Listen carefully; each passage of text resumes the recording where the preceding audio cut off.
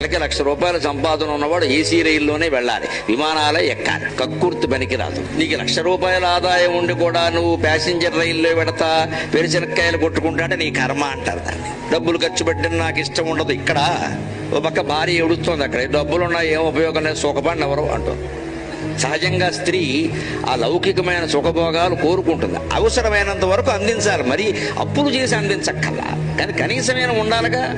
మనకేం లేదా పోదా, ఎందుకంటే సుఖంగా ఇవ్వదు. ఊరుకో, నీకేం తెలుసు, మా తాత ఇలాగే మూట కట్టాడు, వీడు మూట కడతాడు. చివరికి వీడిని మూట కట్టడానికి ఎవడో దొరకడు, ఎందుకంటే ఊళ్ళో ఎవడికి ఉపకారం చేయాల. ఈ మూట కట్టడానికి ఎవడో రాడు, నలుగురికి ఇస్తే వస్తారు. అంచేది అంతమందితో శత్రుత్వం ఉన్నా సరే నలుగురితో స్నేహం చేయమని, ఎందుకంటే మోయడానికి నలుగురు కావాలా. లోపల ఒకటి బయటకు ఒకటేనండి మన రోగాలకు కారణం. అది లోపల ఒకటి బయటకు ఒకటి. ఇది మారనంత వరకు ప్రపంచంలో ఏది మారదు. మీకు నిజంగా మాట్లాడాలంటే లోపల ఉన్నదే చెప్పండి. తిట్టినా పర్వాలేదు, కొట్టినా పర్వాలేదు, లోపల ఉన్నదే చెప్పండి. లోపల ఉన్నది చెప్పే ధైర్యం లేనప్పుడు లోపల కూడా ఆ దుర్మార్గం ఆలోచనలు లేకుండా చేసుకోవాలి. అంతేగాని లోపల ఒకటి పెట్టుకుని బయటకు ఒకటి మాట్లాడద్దండి. సమస్త రోగాలకి కారణం తట్టుకోవలసిందే, అది పరిష్కారం సమానంగా కావలసిందే. తప్పించుకోవద్దు. కష్టాన్ని తప్పించుకునే ప్రయత్నం చేయదు, దయచేసి కష్టాన్ని తట్టుకునే ప్రయత్నం చేయండి. మేరు పర్వతంలాగా మనం నిలబడితే కష్టమే మన గుర్తేసి పారిపోతుంది. వీడు లొంగడం లేదని, వీడు లొంగడం లేదని, వీడు మొండాడు, వీడు అమ్మవారి భక్తుడు, వీడు శ్రీమాత్రే నమః అనే నామాన్ని వదలలేదు, వీడిని నేనేం చెయ్యలేనని కష్టమే వెళ్ళిపోతుంది.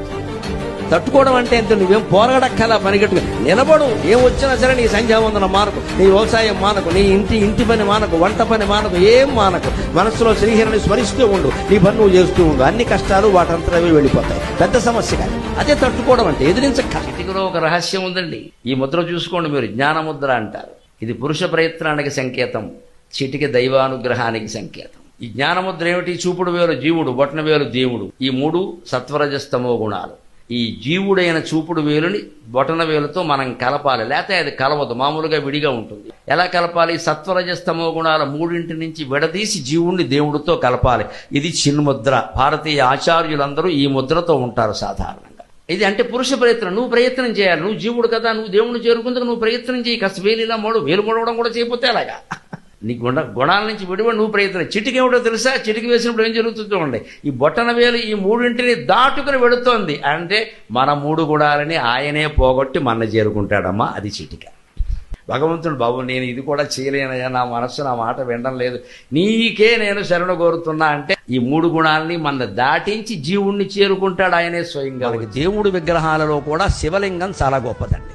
నేనేదో పక్షపాతంతో అనడం లేదు, శాస్త్రీయమైన లాజిక్, తర్కం. శివలింగం గొప్పది. ఇతర దేవతా విగ్రహాలన్నిటికంటే శివలింగం గొప్పది. ఎందుకంటే శివలింగానికి కళ్ళు, ముక్కు, చెవులు, కాళ్ళు లేవండి. గమనించండి. కృష్ణుడికి ఉన్నాయి, రాముడికి ఉన్నాయి, వెంకటేశ్వర స్వామికి ఉన్నాయి, అమ్మవారికి కూడా ఉన్నాయి. శ్రీమాత, శ్రీ మహారాజ్ఞ. అబ్బో, ఆవిడ మామూలుగా కూర్చోదు, కాలేసుకుని కూర్చోవలసింది. అవన్నీ ఉన్నాయి. శివలింగాన్ని మీరు గమనించండి, అంతే ఇలాగే బోడిగా అలా ఉండిపోతుంది. ఎందుకని? అన్ని మీద నీళ్లు వచ్చినా జారిపోతాయి, పాలు పోసినా జారిపోతాయి, క్షీరాభిషేకం, తేనె పోసినా జారిపోతుంది, మధువుతో అభిషేకం, పళ్ళరసాలు పోసినా జారిపోతాయి, అన్నీ జారిపోతాయి. అంటే శివుడు ఏం చెబుతున్నాడు?